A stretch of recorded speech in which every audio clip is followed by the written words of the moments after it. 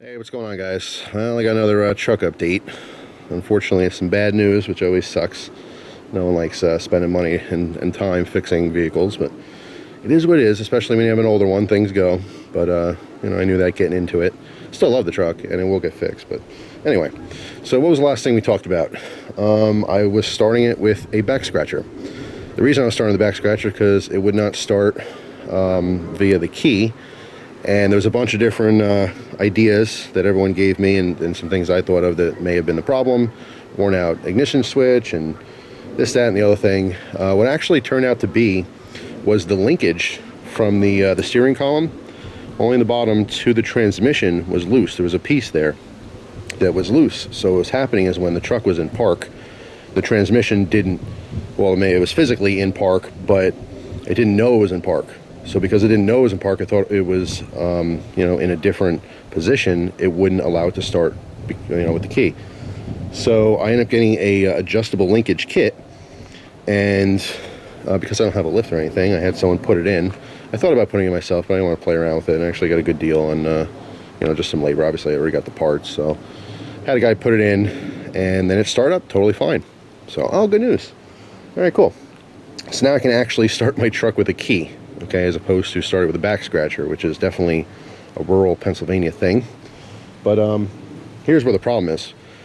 Because I was doing that with the back scratcher, I blew out, and I didn't know this until recently. I did a lot of research. I spent about 4 hours yesterday really looking this stuff up, because what's happening was my voltage meter was pinned at 18 volts. There's probably even more volts coming from the battery. Now, I just replaced the battery because my previous battery died. It was an Everstart battery from Walmart. That's the battery that came with the truck, and it was dated October 2014, and it's November 2016.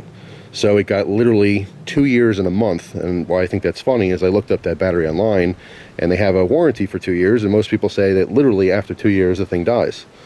So if you ever want to save some money and get a $100 battery instead of spending a little bit more, and you go to Walmart, well, you can expect maybe 2 years on it. So anyway, I replaced the battery. But like I said, there was so much volts coming through, I didn't want to damage anything. I didn't even want to turn the truck on. So I started researching it extensively, and I found out the two, and you guys, of course, any mechanics can correct me, but the two reasons why that would happen would be the alternator ground is messed up, or the actual alternator itself inside the voltage regulator is blown, okay, or just there's a problem with it. So it's not regulating the voltage properly, to around 13 volts or so. So to avoid damaging, everything electrical. If I start driving the thing with the volts so high, I can blow out all my lights, I can blow out the pumps, power steering pump, the, fuel pump, all that stuff. So I can't risk it. So unfortunately, I have to get it towed, and it sucks because my alternator is new. It's brand new. I got it like 8 months ago. So unfortunately, that was my bad, my mistake, continuously starting like that. I had read online it would be okay to start it through the solenoid, so I was using the truck every now and again just to keep it running, so it wasn't just sitting here rotting. And unfortunately, I think that damaged it. It messed up the alternator, so that I have to get it replaced now. So I need a new alternator, and also all of a sudden my drive belt is like slipping like crazy. So unfortunately, I'm gonna get that replaced. I have two belts in the truck here, so it just makes sense to get them both done at the same time as the alternator. And then my last problem is my reverse lights don't come on, and I think the reason why they don't come on, again, something in the steering column, when I put it in reverse, I don't think it's making that connection that makes it go on, because the bulbs are fine, the bulbs are brand new, no reason for them to both randomly go out. And that's that's pretty much it. My left blinker, both my blinkers work, but on the interior, the left blinker doesn't show on the dashboard, and again, I think that's partly an electrical problem with it connecting or touching inside the steering column. But I don't know. So we're gonna have it looked at. But brand new battery, gonna need another brand new alternator, which sucks. I'm probably gonna buy it myself, just because I know the mechanic's got to make money. He's got to make a living. A lot of people give mechanics a lot of shit because they charge them so much for things. Well, that's how they make a living. That's how they put food on the table for their families and their kids and stuff. So like if you look online, and especially nowadays with the internet, and you go on Amazon and all these different, car parts websites and stuff, you find an alternator for $50, and you're like, oh, cool, it cost me $50. And then they charge you $100, and you're like, wow, it's such a ripoff. they got to make money. I get that. They make money on labor, they make money on parts. So most mechanics don't even like you bringing parts to them because they're not making as much money. Sometimes it's not even worth it. And I know mechanics that won't even accept parts from people, but I do know a couple that will. So perhaps I'll do that. We'll see. I don't mind spending a reasonable amount, slightly over, you know, what the part will cost for the mechanic's time. You know, it's just compensating them for doing it.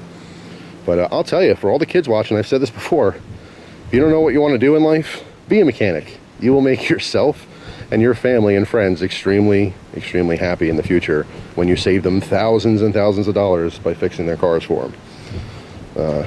Yeah, so anyway, that's all. That's my sad truck update. As you see the snow on there, I got to get off. But still love her. She's wonderful. But I got to get fixed. You know, look, there's snow on the ground. What the hell? That's what I got the truck for. It wasn't for fun. It was for getting around the snow. So I got to get it fixed before more snow comes. And I feel like this winter is going to be a bad one.